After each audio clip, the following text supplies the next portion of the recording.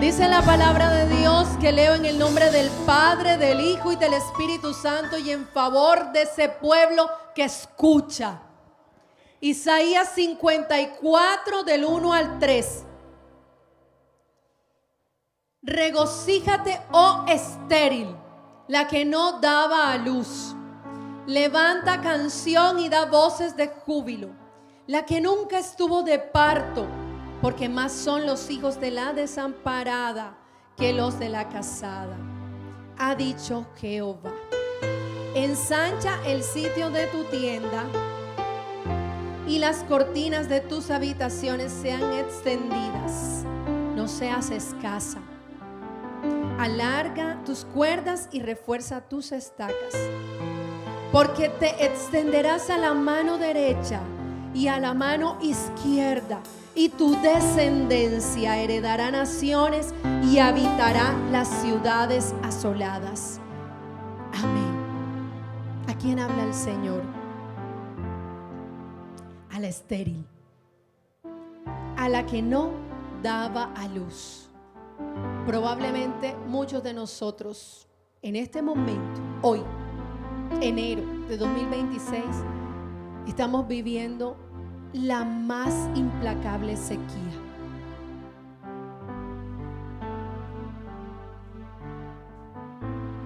Una dura prueba.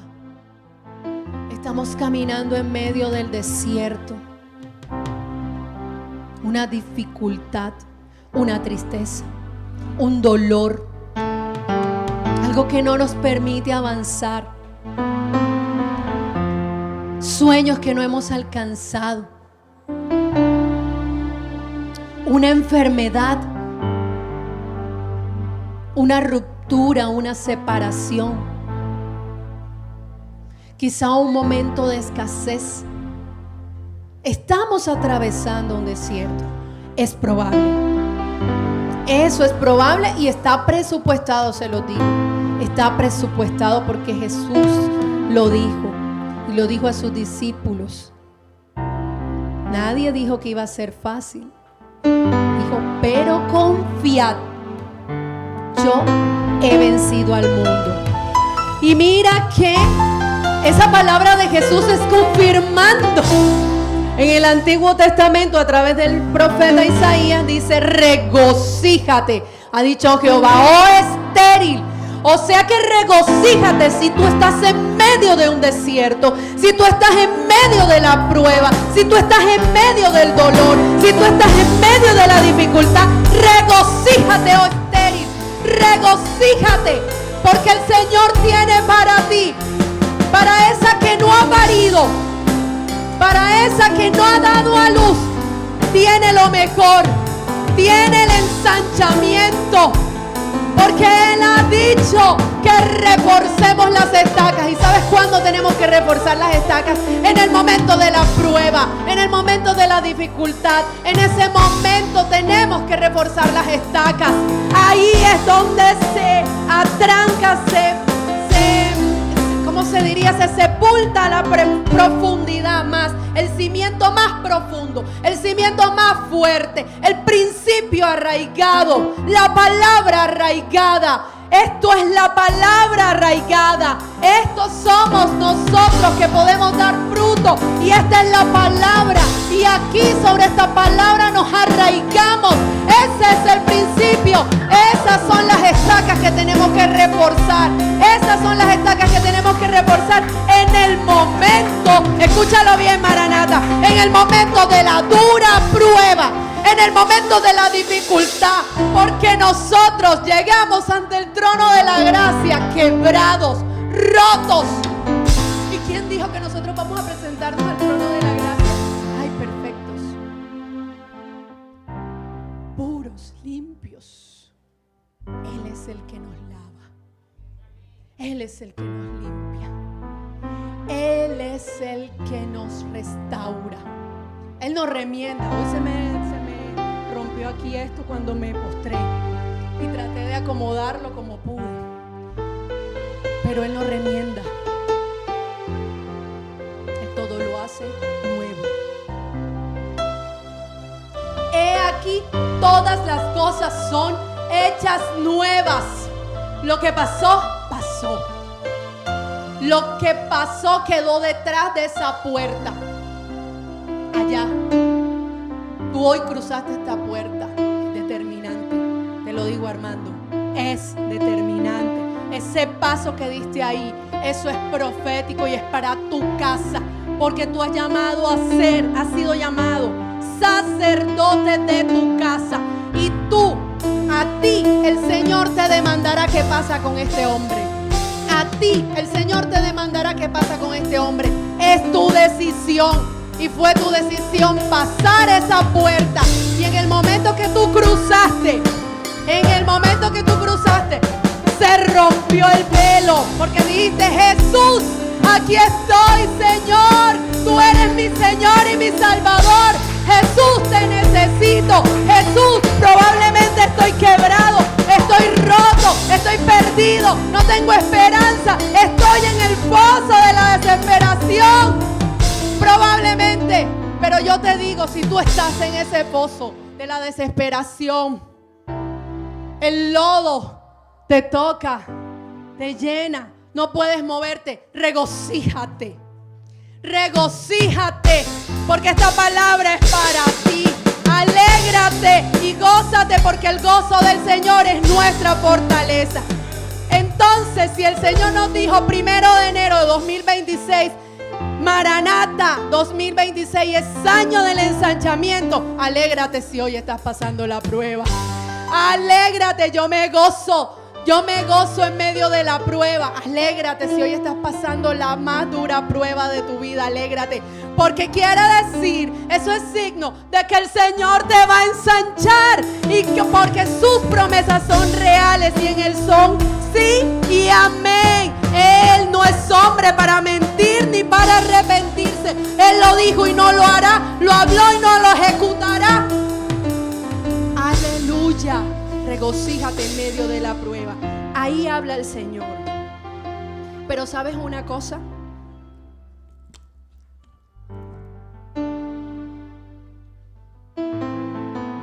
Tenemos las promesas del Señor, pero vivimos en medio de una celda. Vivimos encarcelados. ¿Y sabes cómo se llama eso? Esclavitud. Eso se llama esclavitud. Pero el Señor ha venido a traer libertad. Por eso el mensaje que el Señor nos entrega en esta mañana se llama de la esclavitud a la emancipación. Repítelo ahí donde tú estás. ¿Cómo así? Eso ni se entendió. De la esclavitud a la emancipación, porque hoy ha llegado el día de tu emancipación. Mira, Maranata, la emancipación es un proceso a través del cual legalmente una persona deja la patria potestad, deja de depender de sus padres, y estamos hablando de menores de edad, y deja de depender de sus padres y asume la responsabilidad legal, es decir, como si obtuviera la mayoría de edad, para hablarles así de una manera más sencilla, la mayoría de edad sin tenerla. Por lo general esto se da, eso es muy inusual, no es muy común, pero anteriormente se daba mucho cuando el menor de edad se casaba. Entonces los papás autorizaban y entonces a los 16 años se casaba y ya, menor de edad ya se emancipó, ya va a responder como responde un mayor de edad, un adulto. Pero en tiempos de la esclavitud, la emancipación era cuando el esclavo adquiría la libertad por ciertos requisitos que tenía que cumplir. Esa más o menos así, para hacerlo entendible, para hacerlo comprensible, es la emancipación. Es decir, que es el paso a la libertad. Es necesario llenar ciertos requisitos legales y formales, pero quiero decirte una cosa. Aquí en la casa de Dios, como lo decía Daniel, no necesitamos pagar nada. Él dijo: ven y compra pan. sin dinero, sin precio. Ven, compra, sin precio.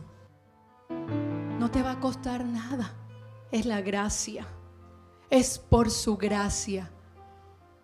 Pero hay algo.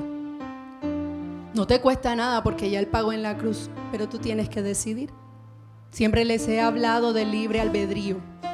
Y el libre albedrío es poder yo decidir qué quiero hacer. Así que hoy es una mañana para dar el paso a la libertad y decidir qué quiero hacer con esta vida que el Señor me ha entregado, con esta estancia. Porque esto es una estancia. Esto es el piso de un ascensor, el nivel.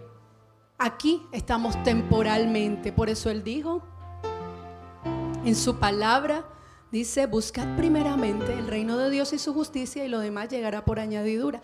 ¿Cuál es nuestra prioridad? ¿Cuál es nuestra primicia? Ya teniendo claro lo de la emancipación, ¿está claro? Ahí hubo como... ¿Está claro? Nos movemos a la libertad. Amén. Entonces yo quiero ubicarte en un contexto. Por ejemplo, en Lucas 13, en el versículo 10, cuando Jesús sana a una mujer en el día de reposo. Voy a leer cortico este texto, porque no quiero extenderme, pero quiero que llegue ese mensaje que el Señor ha enviado así, directo a tu corazón. A tu corazón. Enseñaba Jesús en una sinagoga en el día de reposo. ¿En qué día? De reposo. Y había allí una mujer que desde hacía 18 años. ¿Cuántos años? 18 años. Tenía espíritu de enfermedad y andaba encorvada. Y en ninguna manera se podía enderezar.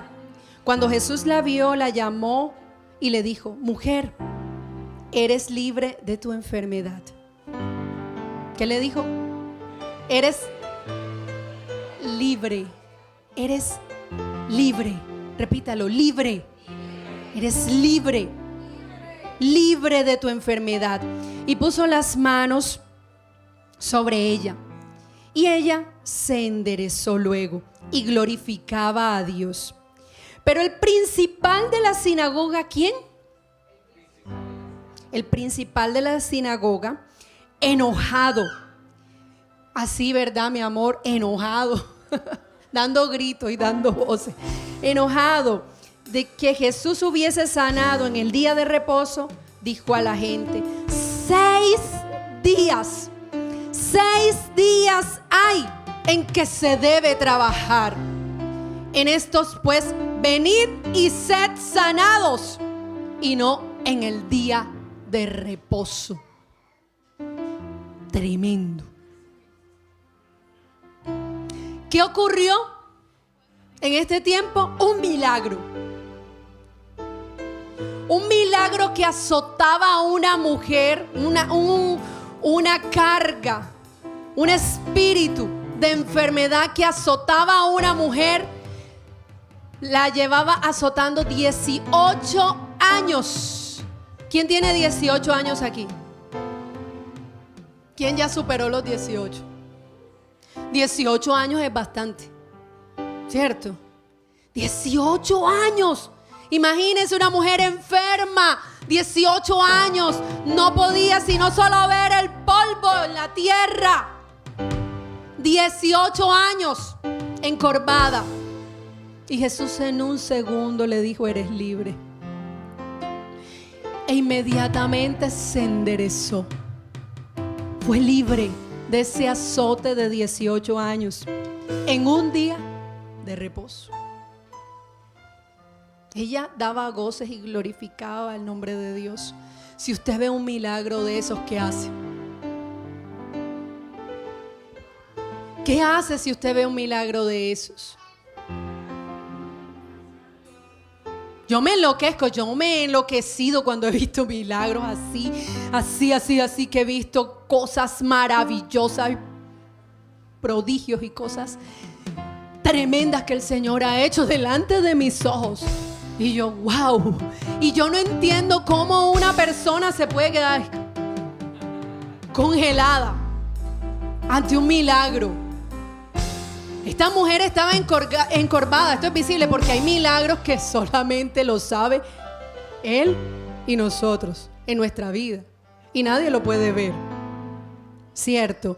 Pero esto es evidente a los ojos naturales. Y esta mujer se endereza. ¿Y qué estaba viendo el principal de la sinagoga? ¿Vio el milagro por algún lado? No vio el milagro. Estaba ciego. No vio el milagro. Es decir, que ese pobre hombre estaba preso. Estaba sumergido en la más implacable y temerosa y horrible esclavitud.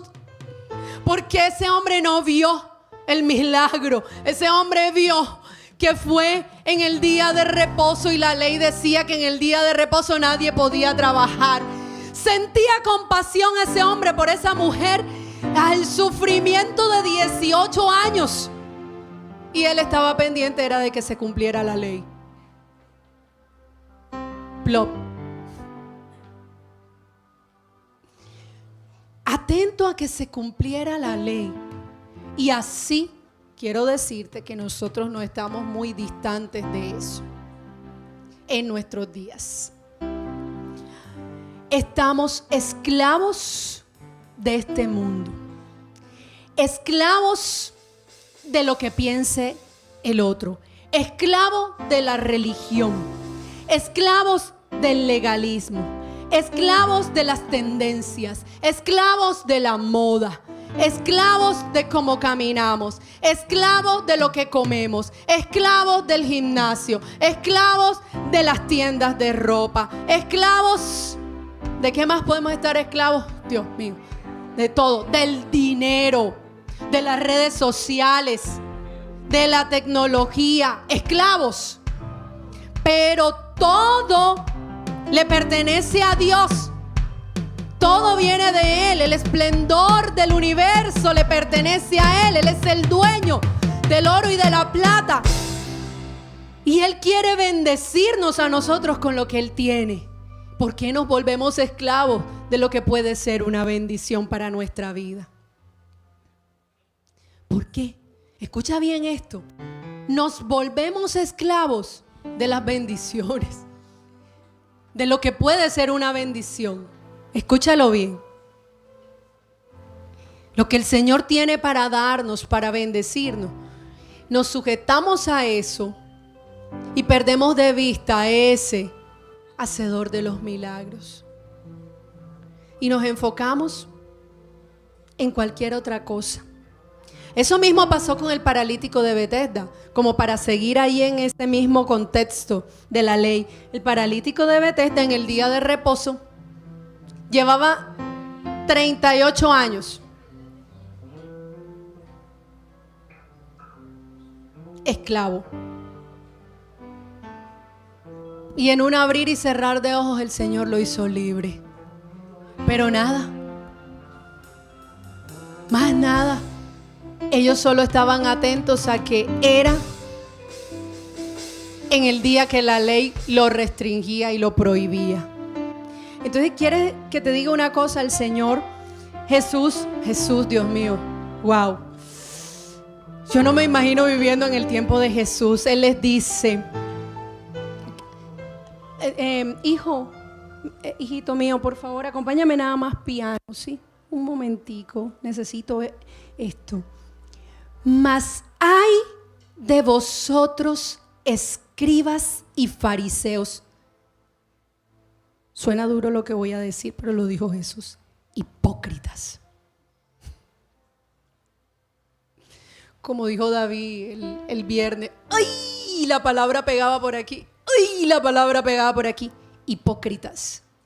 Porque cerráis el reino de los cielos delante de los hombres, pues ni entráis vosotros, ni dejáis entrar a los que están entrando. ¿Tú sabes cómo hubiese dicho mi abuela en vida? ella hubiese dicho: ni lavas ni prestas la batea. Eso eran los fariseos. Ni lavaban ni prestaban la batea, porque no entraban ellos al reino de los cielos, pero también tenían enceguecidos al pueblo y no los dejaban pasar, no los dejaban avanzar, porque estaban esclavos de la ley, esclavos de la religión. Ahora la pregunta que tenemos que hacernos nosotros: ¿a qué estamos esclavizados? ¿De qué somos esclavos nosotros? Porque hoy, eso que debes tener claro al final de esta palabra, que ya casi va a terminar, es: ¿qué te esclaviza para que lo sueltes? Porque hoy ha llegado el día de tu emancipación. Hoy ha llegado el día de la libertad. Hoy ha llegado el día de la libertad, el día de la emancipación. Hoy el Señor nos hace libres, porque solo basta cruzarnos con Él un segundo y Él transforma todo. La mujer samaritana se cruzó con Él y tuvo un verdadero encuentro con Jesús y su vida fue transformada. Esta mujer iba al mediodía cuando nadie la pudiera ver, para no ser señalada, no ser juzgada, porque se avergonzaba, porque quería ocultarse, por las razones que fuera. No quería cruzarse con la gente, su mirada hacia abajo viendo el polvo. Y solo le bastó unos minutos con Jesús para que su vida fuera transformada. Recibió ahí la transformación del Señor y salió corriendo enseguida a decirle al pueblo: oiga, miren, vean, allá hay un hombre que me dijo todo y ese es el Mesías. ¡Aleluya! Solo basta cruzarnos con Él un segundo, pero es necesario abrir el corazón. Y dice la palabra de Dios que el corazón es engañoso, pero cuando yo me refiero al corazón, mis amados, es aquí. Ampliar nuestra visión. Para ensanchar es necesario ampliar nuestra visión. Pero vivimos en la esclavitud y pasamos la vida critique que critique. Critique que critique. Y tire para allá y tire para acá. Yo creo que yo les conté en alguna oportunidad, ya les he contado varias veces esa fábula del anciano, el niño y el burro, que iban cruzando por diferentes pueblos, iban caminando y entonces fueron criticados. La primera, porque iba el niño en el burro y el pobre anciano. Después pasó el anciano al burro, a montarse en el burro, y entonces fueron criticados porque entonces iba el anciano ahí, pobre niño. Después iban los dos, ay, pero estos sí son tontos, iban caminando y el burro libre. Y estos sí son tontos, teniendo el burro, pudiendo llevar la carga ahí y no la llevan. Y entonces cuando iban los dos, ay no, pobre burro. Eso pasa. Eso es una realidad en nuestra vida. Eso es una realidad, eso pasa. Vivimos sumergidos en medio de la crítica. Nadie está contento, nadie está satisfecho. Y el pastor predicaba hace algunos días, no sé si hace 15 días, hace 8 días, predicaba de todo lo puedo en Cristo que me fortalece. Pero sabernos gozar en medio de cualquier circunstancia, en abundancia o en escasez, en dificultad o en plenitud. Podernos gozar, pero no, vivimos esclavos de lo que piensa el mundo. Y Él ha dicho en su palabra, que no nos dejemos llevar por lo que dice el mundo, que más bien nuestro pensamiento sea transformado por medio de la renovación del Espíritu Santo. En Romanos 12:2 así lo dice. Que no nos dejemos llevar por las tendencias, por las corrientes de este mundo. Y es que nosotros tenemos que estar enfocados. Para poder ensanchar hay que enfocarse. Para poder ensanchar hay que tomar la decisión. Para poder ensanchar hay que dejar de criticar. Pero ¿por qué uno critica? ¿Por qué una persona critica? Mira, una persona puede criticar por inseguridad personal. porque se siente mejor criticando al otro y de esa manera tapa las debilidades. Eso es cuando decimos en un mover político una cortina de humo. Porque está pasando algo por acá grave, pero hacemos un escándalo del otro lado para tapar esto. Más o menos algo así. También criticamos por envidia, porque vemos en otro proyectado lo que no tenemos nosotros y que anhelamos. Por envidia, por miedo a lo que es diferente. En un ambiente laboral, por lo menos en mi ambiente laboral, vivimos en constante cambio, pero hay personas, hay trabajadores que si los mueven de su zona de confort entran en crisis. Y hay un valor, hay un principio dentro de todo lo que tiene que ver con las competencias laborales en la entidad, en el mover laboral mío, que dice resistencia al cambio. Resistencia al cambio. Eso, lo que nos da miedo, lo criticamos. Pero hay otra forma de criticar y es cuando necesitamos tener el control. Entonces necesitamos influir en los demás para sentirnos respaldados. Y yo creo que de pronto esos fariseos eso necesitaban, el control. Que ni lavaban ni prestaban la batea. No entraban al reino, pero tampoco dejaban que los demás entraran. Y también lo veo reflejado en esos fariseos porque no tenían empatía. Cuando no hay empatía, entonces criticamos, porque no entendemos el dolor del otro, no entendemos el mover del otro, no comprendemos, no nos ponemos en los zapatos del otro. ¿Y quieres que te diga cuál fue el mayor ejemplo de empatía en este mundo? Jesucristo. ¿No fue empatía que Él pagara por tus pecados y los míos? Empatía. Él sufrió lo que debimos sufrir nosotros. Recibió la condena que debimos recibir nosotros. Es el mayor ejemplo de empatía. Pero también, para donde va Vicente va la gente por costumbre. Criticamos. Y ya, como por no perder la costumbre, vamos a echar crítica del otro. Y en medio de la crítica, ¿quieres que te diga una cosa? Esa crítica habla más de quién sale y de lo que hay que efectivamente de quién critico. Si yo te critico a ti, Sofi, y te señalo y te juzgo, muy probablemente esa crítica habla de lo que hay aquí en mi corazón y ni siquiera de ti. La crítica habla más de quien critica. Vivimos presos, esclavos en medio de la crítica, en medio de las tendencias, en medio de las corrientes, pero eso se ha acabado. Ha llegado hoy el día de tu emancipación. Jesús les dijo: hipócritas, son guías ciegos. No nos vamos a dejar guiar del mundo. Para eso tenemos al Espíritu Santo de Dios. Y Él es el que transforma. No os conforméis a este siglo, sino transformaos por medio de la renovación de vuestro entendimiento, para que comprobéis cuál sea la buena voluntad de Dios, agradable y perfecta. Entonces, en ese proceso de metanoia, la metanoia es esa transformación del pensamiento, el cambio de la mente, el cambio interno. No es esa transformación, no es positivismo. Ay, sí, lo voy a hacer. Ay, sí, yo lo voy a cambiar. Sí, todo me va a ir bien. Todo lo puedo en Cristo que me fortalece, no se me va a olvidar. Pastor, antes le decían y que ¿cómo es que se llaman los que manejan las llaves? El cerrajero. Ahora será: todo lo puedo en Cristo que me fortalece. Amén, no lo voy a olvidar.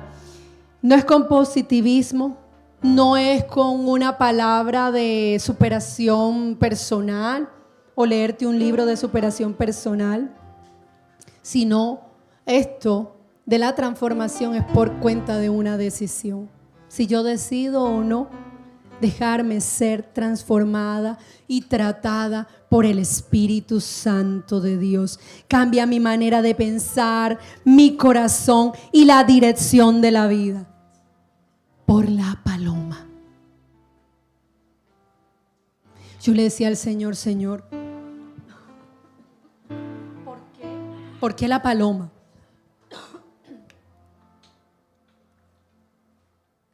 ¿Por qué escogiste la paloma?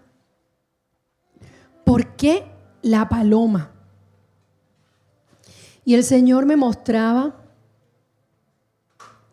que a través de la paloma Él quería mostrar a su pueblo sus atributos.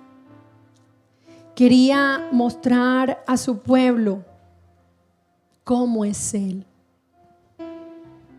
Escucha atentamente. La paloma. La paloma, en el contexto, cuando la paloma llegó, que descendió en el bautismo de Jesús, que representa, y lo hemos aprendido aquí, en conociendo al Espíritu Santo, el Espíritu Santo de Dios. Esa paloma representa pureza, la paloma representa paz, la paloma representa humildad y la paloma también representa vida nueva.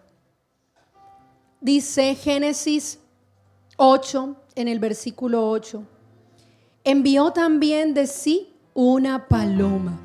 Esto es Noé, para ver si las aguas se habían retirado de sobre la faz de la tierra.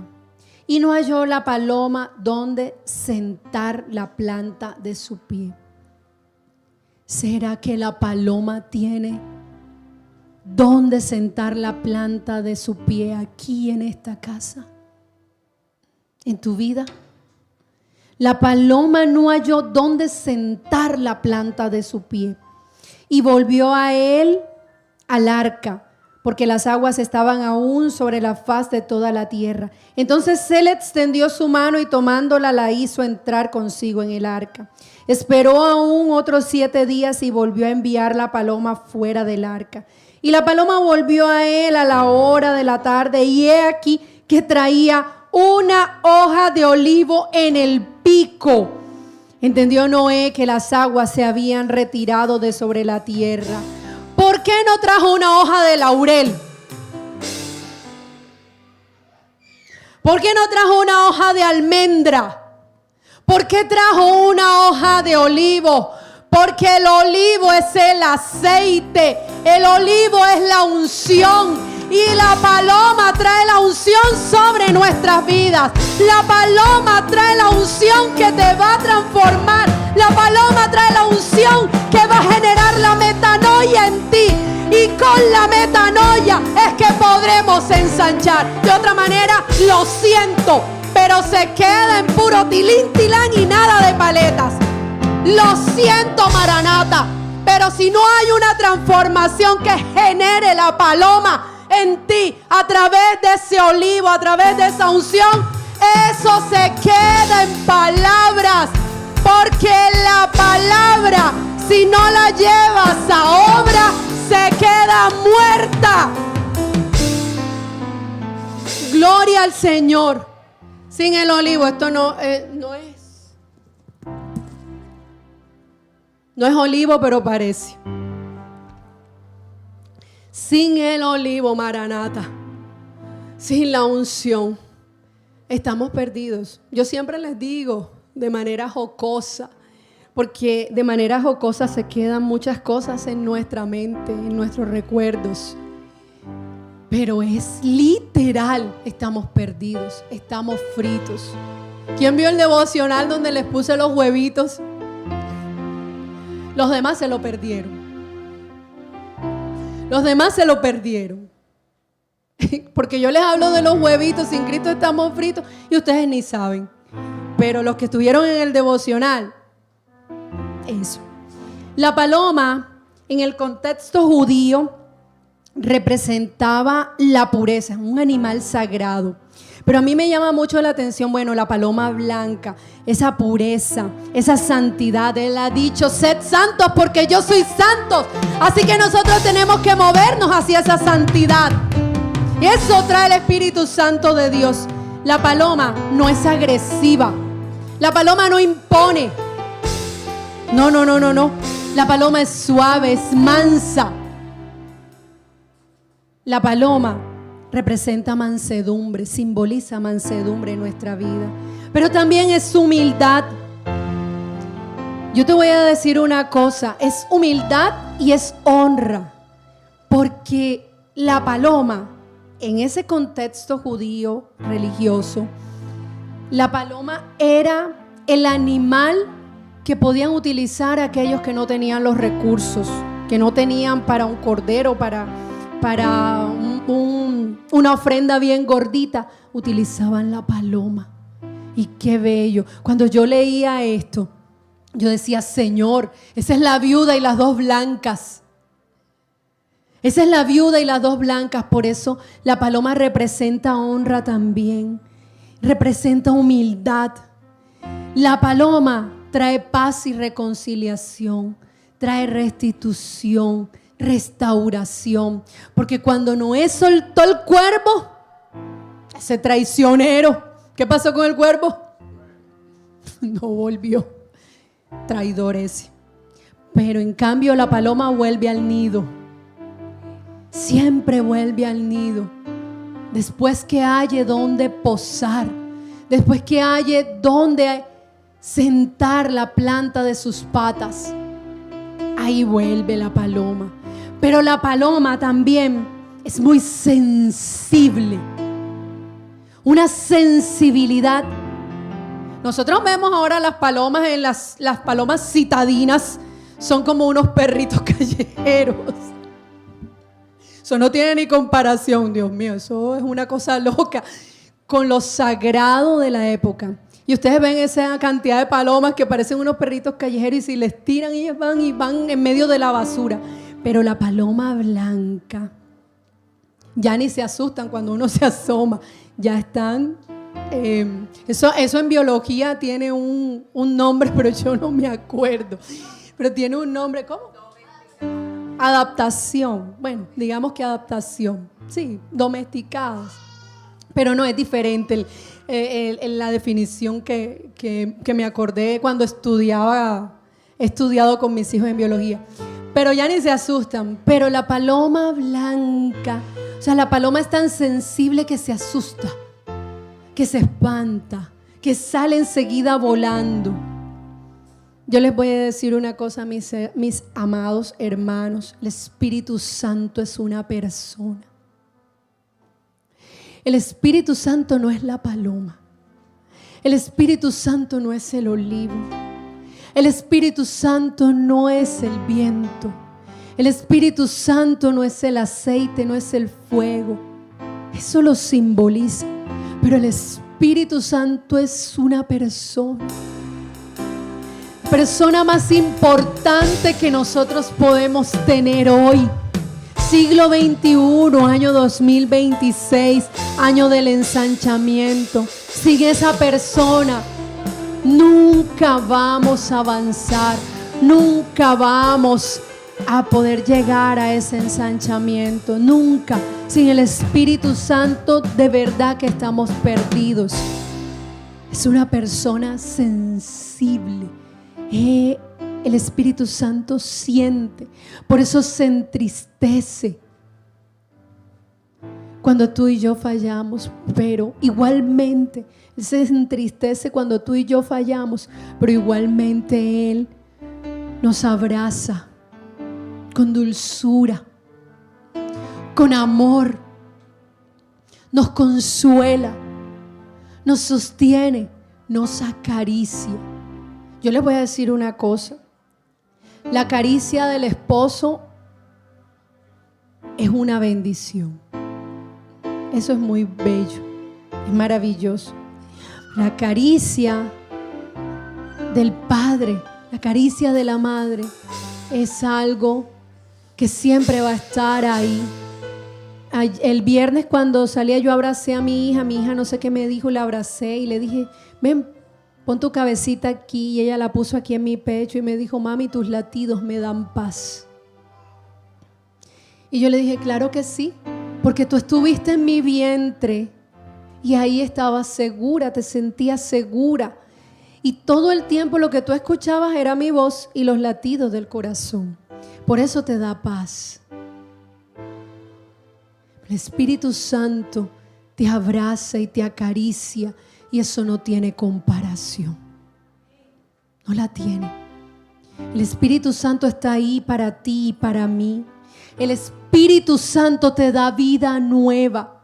Esa paloma fue y volvió con una rama de olivo. Y la rama de olivo recordó que el Señor hacía un nuevo pacto y que renovaba la tierra, la restauraba y que ya más nunca la iba a destruir.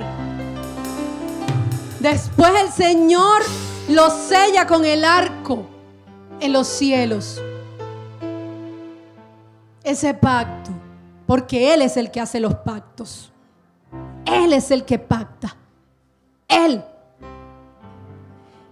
Y esa rama de olivo, cuando vino la paloma, nos recuerda que en Él tenemos vida nueva. Vida nueva. Todo reverdecido. Y la paloma, finalmente, para cerrar, la paloma nos da dirección. Dirección. ¿Tú sabes cómo eran utilizadas las palomas en la época? Eran utilizadas como palomas mensajeras, lo que quiere decir que tienen una buena brújula, no como la mía que se me pierde todo el tiempo. Me pierdo en un centro comercial. Si me dicen, ves a esta tienda, yo me voy y le doy la vuelta 3 veces al centro comercial y me pierdo, porque no tengo la brújula bien establecida. Y yo creo que a más de una mujer nos pasa eso. Pues nosotras vemos detalles. Pero ellos no se dan cuenta que la baranda esta que arreglaron, este borde que arreglaron, tenía el precio pegado. Pero yo sí, porque yo tengo ojo de mujer. Las mujeres tenemos un ojo diferente. Por eso a las mujeres que quieren que los maridos les entiendan, por favor, háblenles claro. ¿Por qué? Porque ellos no son adivinos. Así es. Santo. Claro que sí. Y los hombres, por favor, o sea, manifiéstense de maneras diferentes. O sea, exprésense. Que a nosotras nos gusta eso. Nos llena de regocijo eso. Que se expresen como debe ser. Con todas las de la ley. Con todos los detalles. Nosotras nos matan los detalles. Entonces, los hombres, por favor, detalles. No me mires así, Jessy David. Aprenda. Aprenda. Entonces, mis amados, la paloma tiene dirección. El Espíritu Santo es el que nos lleva a la luz. El Espíritu Santo es el que nos muestra el camino. El Espíritu Santo es el que nos puede guiar. Mis amados hermanos, y cierro con esto. Biológicamente, la paloma, estuve estudiando, y la paloma tiene 10 plumas, pero hay una pluma que está escondidita. Por lo tanto, a los ojos son 9 plumas. A los ojos naturales, y tenemos que escarbarle y mirarlas. Son esas plumas, se llaman, son unas plumas predominantes. Las plumas primarias, 9 plumas. Esta enseñanza me dejó, wow. Esas 9 plumas aquí y 9 plumas acá son las que se elevan, las que nos llevan a ensanchar, las que sostienen y llevan la velocidad. Esas 9 plumas. ¿Y sabes qué representan las 9 plumas del lado izquierdo? Pregúntame. Los dones del Espíritu Santo. ¿Y sabes qué representan las de la derecha? El fruto del Espíritu Santo. Entonces, de un lado está la palabra de sabiduría, la palabra de ciencia, la fe, las sanidades, la profecía, el discernimiento de espíritu, las lenguas, la interpretación de lenguas. Pero del otro lado está el amor, el gozo, la paz, la paciencia, la benignidad, la bondad, la fe, la mansedumbre, la templanza. Y si tenemos una ala rota, ¿podremos volar? Entonces el que camina con el Espíritu Santo de Dios debe tener las dos alas completicas, con 9 de un lado y 9 del otro. Estoy hablando de las primarias, porque después van y buscan. Pero las palomas dice aquí que tiene unas 10 alas primarias y abajo tiene tantas alas. Sí, estoy hablando de las primarias. Porque el que le imprime razón a las cosas de Dios nunca va a ensanchar. Porque las cosas de Dios son ilógicas e irracionales. Atiende esto que te estoy diciendo, Maranata. Y sabes, en la cola hay unas plumas primarias. Son 5. Son 5 plumas primarias. Mira qué analogía tan preciosa esta de la paloma. Y esas 5 plumas son las que guían. Si usted se va al libro de Santiago, usted ve esa comparación que hace el apóstol. Hace esa comparación de una nave gigante que es guiada por un pequeño timón. Y eso lo hace comparándolo con la lengua y el poder de la lengua. Y dice, esa nave es guiada por un pequeño timón. En la paloma son esas 5 plumitas que le dan estabilidad y que son el timón para guiarnos, para direccionarla. Y esas son los ministerios que el Señor nos entregó. Esos ministerios de apóstoles, profetas, evangelistas, pastores, maestros. ¿Y sabes a fin de qué dice la Escritura? A fin de perfeccionar a los santos que son ustedes. Aleluya. Todos nosotros tenemos estos ministerios. A fin de perfeccionar a los santos para la obra del ministerio, para la edificación del cuerpo de Cristo, que somos nosotros, Maranata, para la edificación del pueblo de Cristo. Así que si tú quieres ensanchar, ha llegado el momento de que tú salgas de la jaulita, dejes salir al Espíritu Santo y que Él obre con poder y fuego sobre tu vida, que Él la dirija y que Él la llene con su amor, con su gozo, con su paz, con su benignidad. Que Él nos llene, que Él instaure en nosotros los dones con la palabra de sabiduría, con la palabra de ciencia, que fortalezca nuestra fe. Él es el único que puede generar la transformación, esa metanoia de la que les estoy hablando. Y de esa manera hoy podremos pasar de la esclavitud a la emancipación, a ser libres. Y siendo libres vamos a ensanchar. Siendo libres vamos a ensanchar. De otra manera, como dije, se quedará. En las palabras se las lleva el viento. Quedará en ser un sueño. Porque el perezoso sueña mucho, pero nada alcanza. Así que ponte en pie, Maranata, porque hoy ha llegado el día de nuestra emancipación. Estamos presos, esclavos del pecado, esclavos del legalismo, esclavos de las tendencias, esclavos de la envidia, de la murmuración, esclavos de la falta de empatía. Pero la paloma nos trae libertad. La paloma es lo que nosotros necesitamos. La pastora dijo que era la paloma. La paloma simboliza el Espíritu Santo de Dios. Así que lo que tú y yo necesitamos, Maranata, hombre y mujer de Dios, es al Espíritu Santo de Dios, que es real. Es real.